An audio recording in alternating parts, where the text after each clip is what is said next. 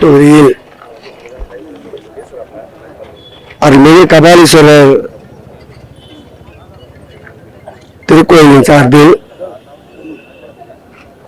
கலைக்கல்லூரி கட்டப்பட்டு வருகின்றது. இந்த கல்லூரி தற்காலிக கட்டிடத்தில் கொளத்தூரில் இயங்கி வருகின்றது. 1000 பிள்ளைகள் தற்போது அந்த கல்லூரியில் படித்து வருகிறார்கள். அதற்கு நிரந்தர கட்டிடமாக இந்த கட்டடம் கட்டப்பட்டு வருகின்றது. ஜனவரி மாதத்தில் இது மாணவ செல்வங்களுக்கு கல்வி பயன்பாட்டிற்கு ஒப்படைக்கப்படும்.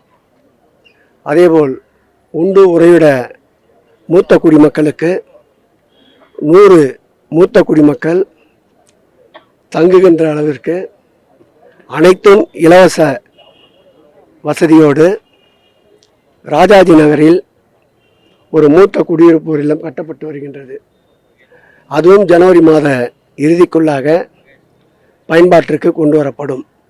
குறிப்பாக சன்மார்க்க நெறியை போதித்தவரும் ஒழுக்கத்தின் அடையாளமாக திகழ்கின்ற அவருடைய உள்ளத்திற்கேற்றாற்போல் வெண்முடையில் காட்சியளித்துக் கொண்டிருக்கின்ற வள்ளலாருக்கு உலக அளவிலே ஒரு மாநாடு நடத்த திட்டமிடப்பட்டுள்ளது.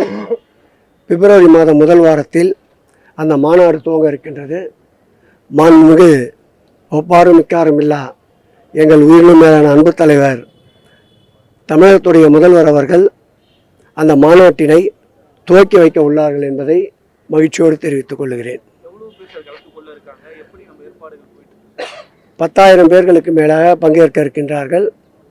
திருக்கோயிலுக்கு ஏகாம்பரநாத திருக்கோயிலுக்கு சொந்த இடமான பூந்தமல்லி நெடுஞ்சாலையிலே அமைந்திருக்கின்ற ஏகாம்பரேஸ்வரர் உயர்நிலைப்பள்ளி அருகிலே அந்த இடம் தேர்வு செய்யப்பட்டிருக்கின்றது.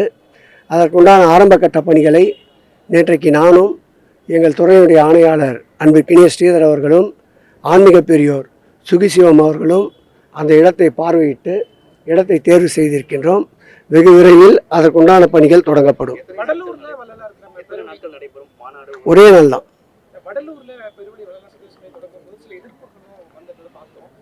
அதில் பெருமளவு ஆதரவு போட்டி போட்டுக்கொண்டு கலந்து கொள்வோருடைய பட்டியல் நீண்டு கொண்டே இருக்கின்றது. காலையில் இருந்து மாலை வரையில் நடைபெறுகின்ற நிகழ்ச்சி. மாண்புமிகு முதல்வர் அவர்கள் 1 மணி நேரம் அந்த நிகழ்ச்சியிலே பங்கேற்க இருக்கின்றார்கள்.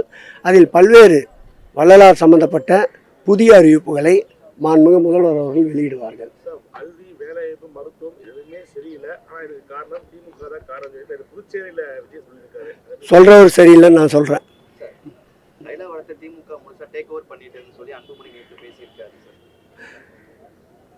இந்த உலகத்துக்கு உயிர் கொடுத்து அறிமுகப்படுத்தியவரையே முழுமையான திருப்திகரமாக வைத்துக் கொள்ளாதவருடைய சொற்களுக்கெல்லாம் பதில் சொல்லுகின்றவர்கள், பதில் சொல்வதற்குண்டான அவர்கள் தகுதியுடையவர்கள் அல்ல என்பது என்னுடைய கருத்து.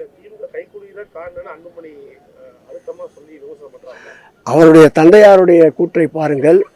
அவர் தந்தையாரே அவருக்கு அந்த கைக்கூலி என்ற பட்டத்தை வழங்கியிருக்கின்றார். ஆகவே வேறு யாருக்கும் அந்த பட்டத்தை வழங்குகின்ற தகுதி அவருக்கு இல்லை.